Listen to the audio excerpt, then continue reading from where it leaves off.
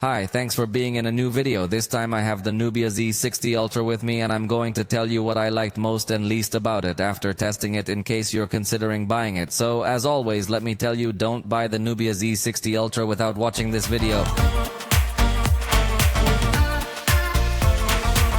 Let's consider its launch price in Mexico, which is $12,499. I can anticipate that it is an excellent purchase for this price, but obviously it will have some other points to consider in case the price is not such a fundamental factor for you.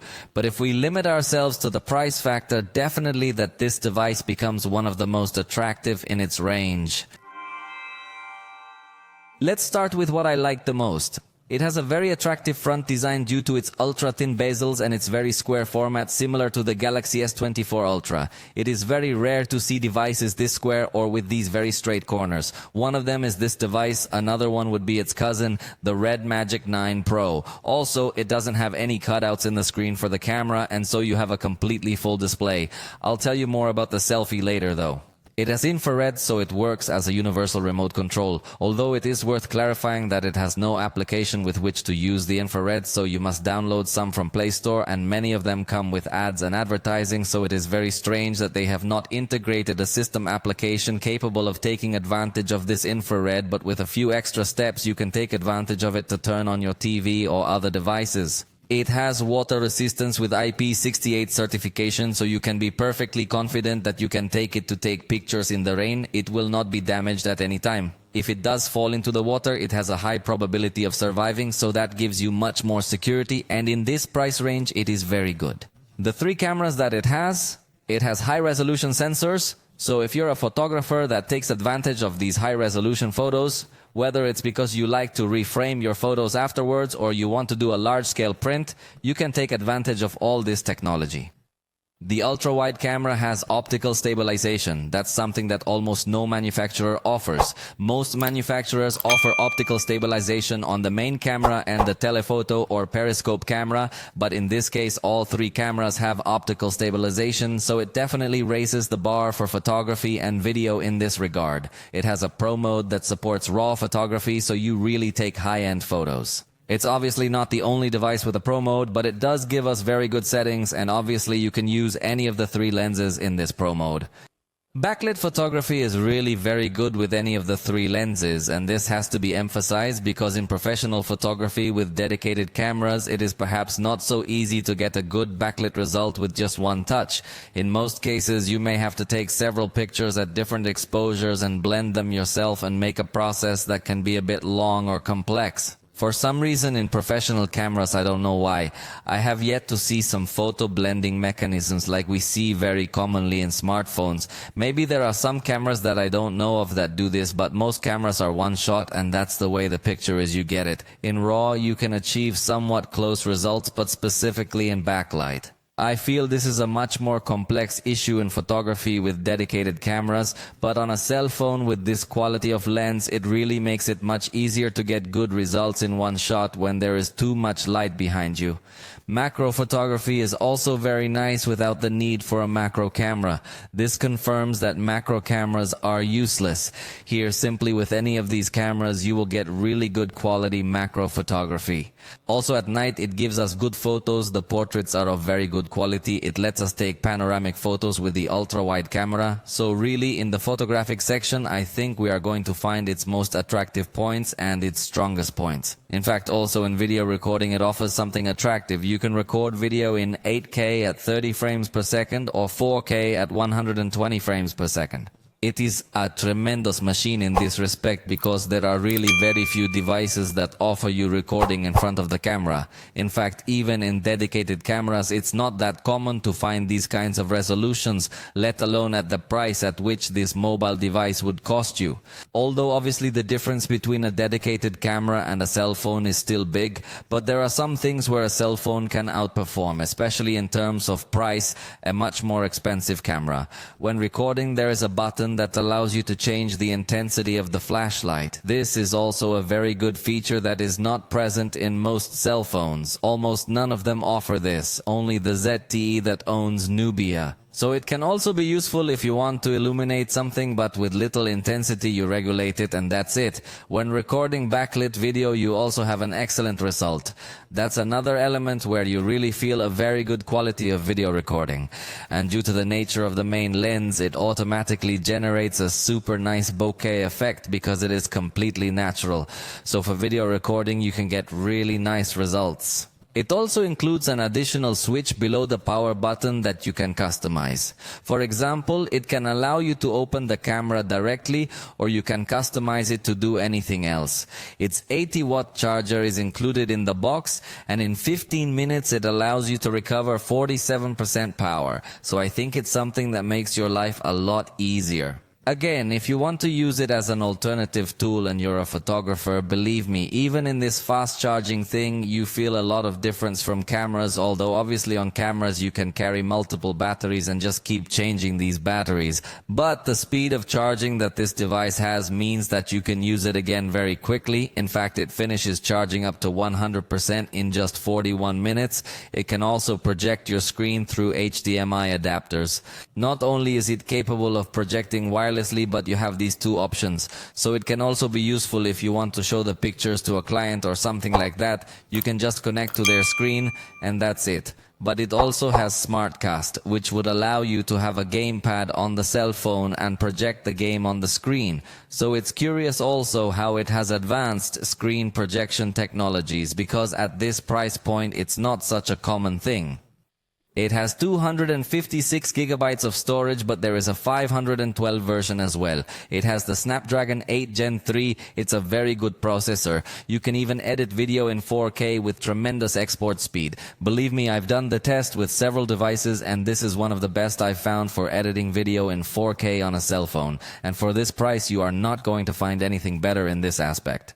And for gaming, it's also something spectacular. There is no one else that comes close. It's got absolutely brutal performance, and it also includes the whole suite of options that Red Magic cell phones have, which are completely dedicated to gaming. So you have macros, you can reposition the buttons, you don't have touch triggers, but you do have other technologies to try to take full advantage of the gaming experience.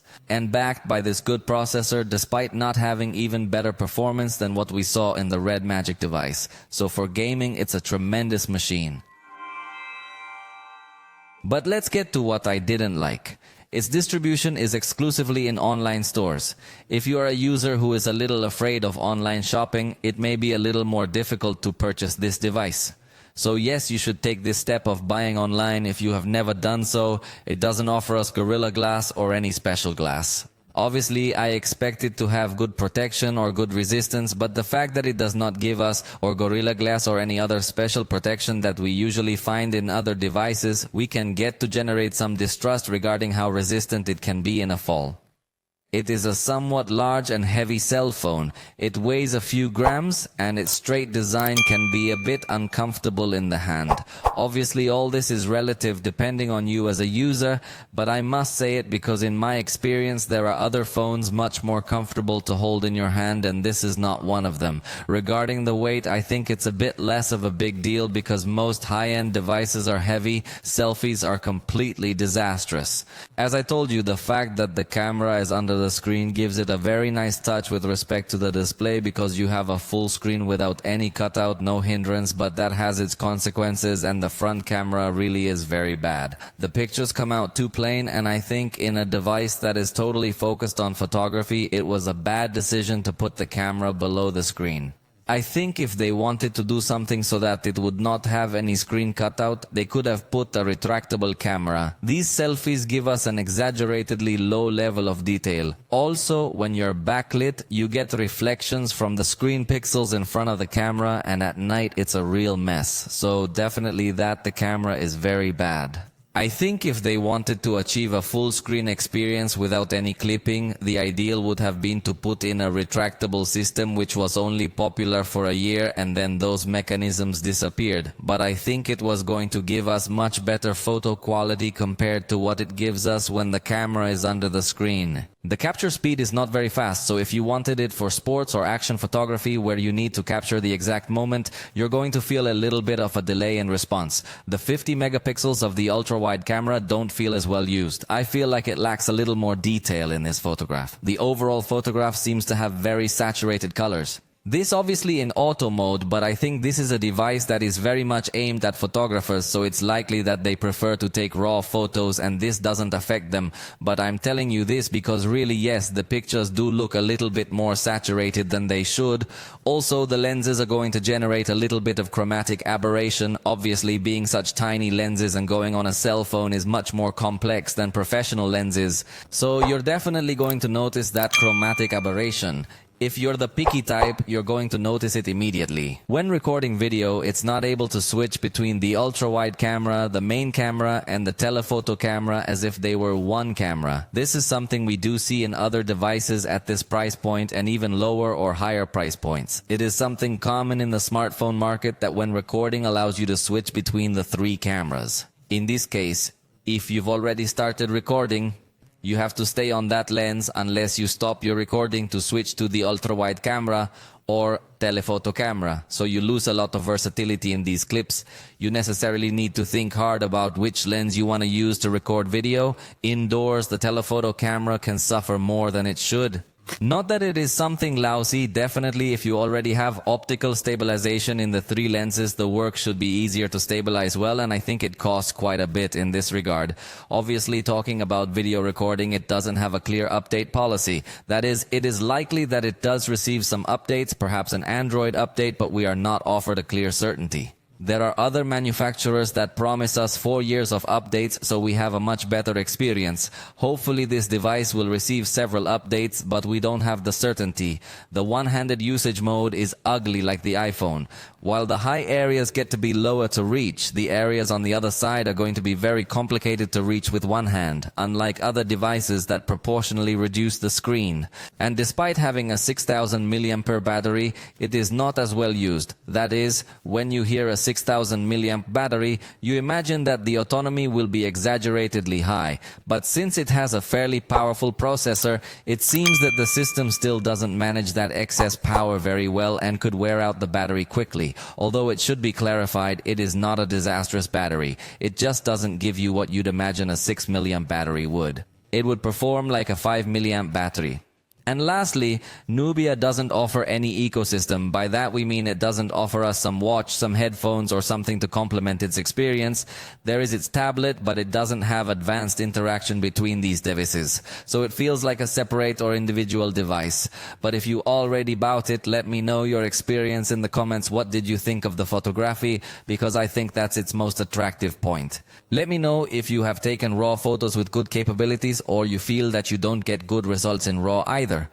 Tell me if you use the front camera or you have definitely opted not to use it, and other things, because surely if someone is interested in buying it, they will be reading your opinion as well. For the moment, we have reached the end of this video. If you liked it, you know you can let us know, and we'll see you next time.